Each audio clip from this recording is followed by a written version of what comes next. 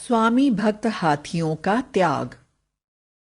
Monarch राज्य में खेती को ही आमदनी का मुख्य साधन माना जाता था, लेकिन जंगल के किनारे बसे होने के कारण जंगली जानवर अक्सर किसानों के खेतों में घुस जाते थे। राज्य में हाथी ज्यादा पाए जाने के कारण लोग हाथियों का पालन पोषण करके अपने खेतों की सुरक्षा में उन्हीं का इस्तेमाल करते थे। किंतु गरीबी के कारण हाथियों का पेट भरना आसान न था। एक बार सभी मिलजुल कर बात कर रहे थे। गांव के सरपंच ने कहा, अरे भाइयों, यह तो बड़ी भारी मुसीबत की बात है।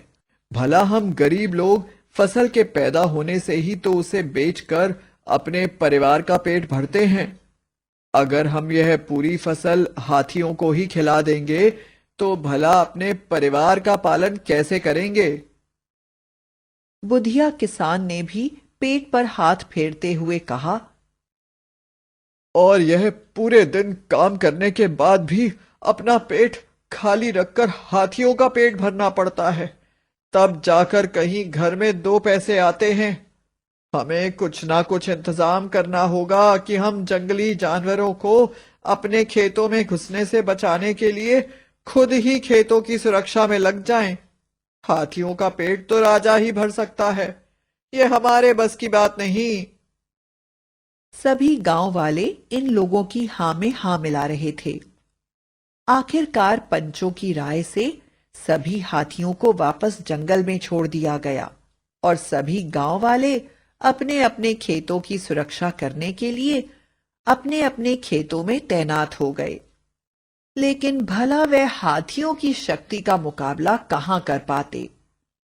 3 पहर कड़ी मेहनत करने के बाद थक हार के वह रात को खेतों में सो जाते, जिसका फायदा उठाकर जंगली सुअर खेतों को बहुत नुकसान पहुंचाते।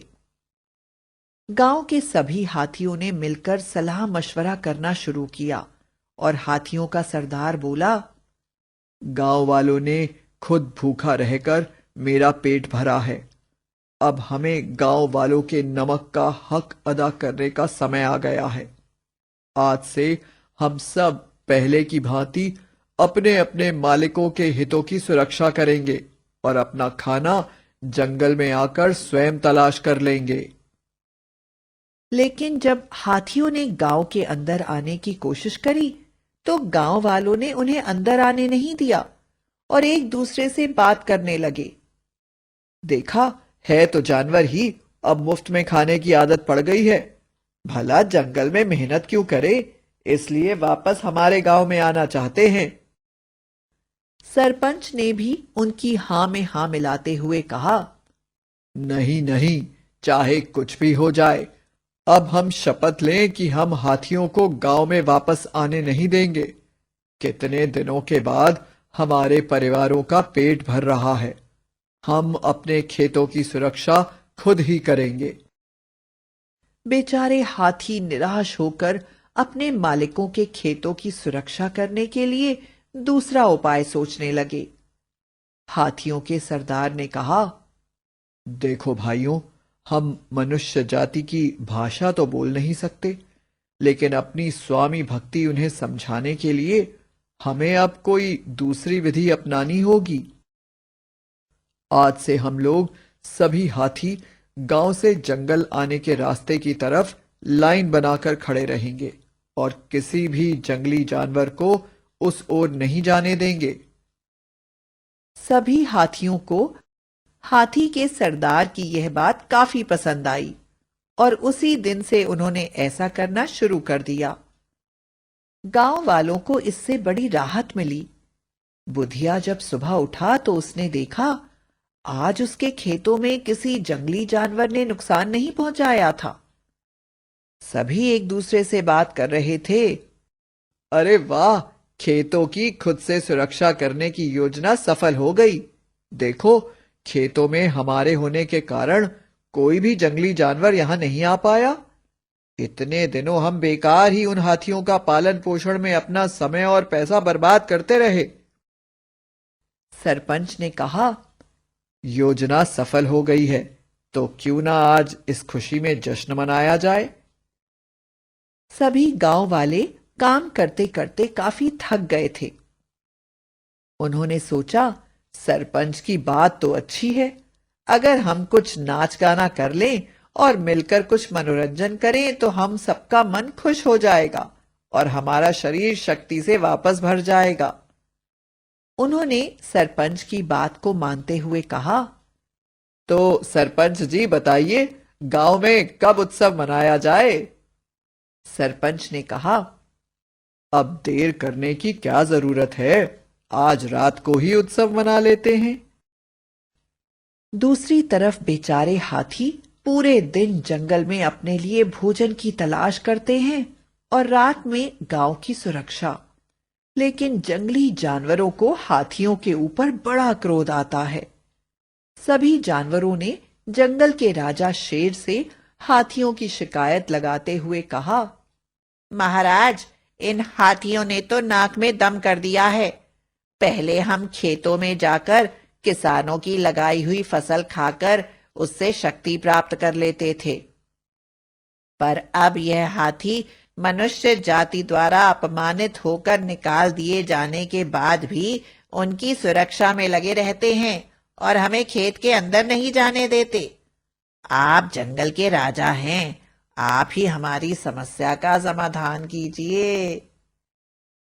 शेर ने हाथियों को बुलाया और कहा, देखो हाथियों, गांव वालों ने तुम्हें अपमानित करके गांव से निकाल दिया है, लेकिन उनका अनाज खाकर तुम्हारी बुद्धि ऐसी फिर गई है कि तुम अभी भी उनकी सुरक्षा कर रहे हो। अगर तुमने आज रात जानवरों को खेतों में जाने से रोका तो जानवरों की सेना तुम पर युद्ध कर देगी।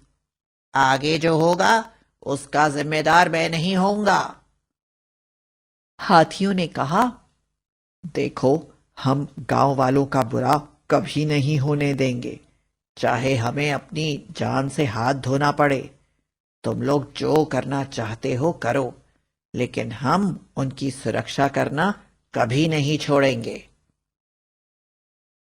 दूसरी तरफ गांव के मुखिया का बेटा अपने चाचा की लाई हुई दूरबीन से जंगल की तरफ देख रहा था। जब उसने देखा कि हाथी जंगल के चारों तरफ लाइन बनाकर खड़े हैं, तो उसने शोर मचा दिया और बोला, लगता है आप लोगों ने हाथियों को गांव में आने नहीं दिया, इसलिए हाथी गांव में हमला करने जा रहे हैं। उन्होंने पूरे हाथियों की सेना बनाई है। उसकी बात सुनकर गांव वाले भी अपने आप को हाथी से बचाने के लिए हथियार लेकर तैयार हो गए। रात को जानवरों की सेना ने हाथियों पर आक्रमण कर दिया।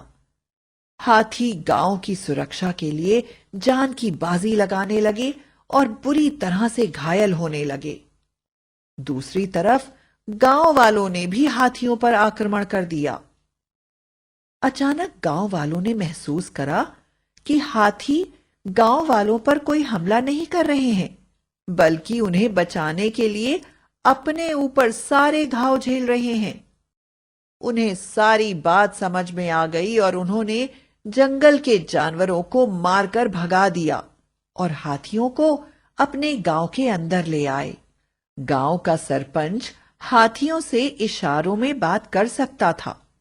जब उसने पूछा कि माजरा क्या है, तो हाथियों ने उसे इशारा करके बताया कि चाहे उनकी जान चली जाए, पर वह गांव की सुरक्षा पर आंच नहीं आने देंगे।